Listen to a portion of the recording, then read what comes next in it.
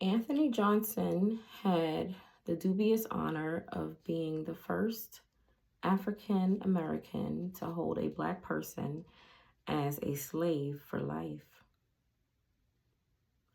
And because Johnson was Black himself, the distinction is even more notable. Johnson arrived in Virginia from England as an indentured servant in 1621, just 2 years after the first Blacks had arrived in Jamestown. After working off his 2-year servitude, he earned enough money to purchase a small tract of land and several servants. Over the next few years, he acquired an additional 640 acres.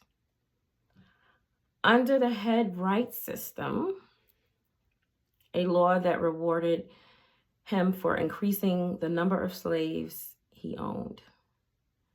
Thanks to the free labor, Johnson became one of the richest Black men in the area just 3 years before Virginia legally recognized slavery.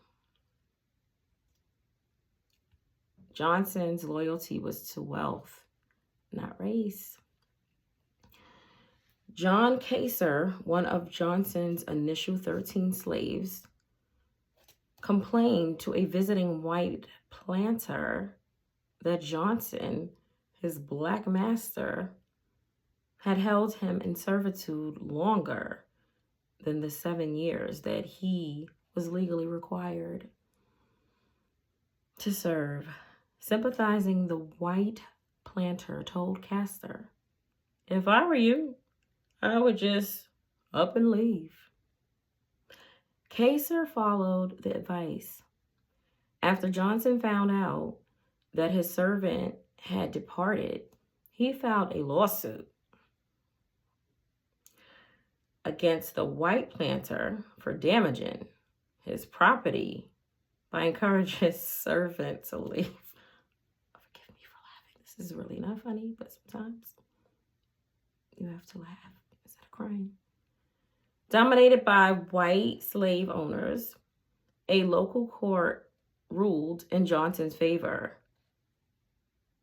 stipulating that Kaser did in fact belong to Johnson for life. It ordered the white planter to pay damages for influencing the Black slave to run away. The ruling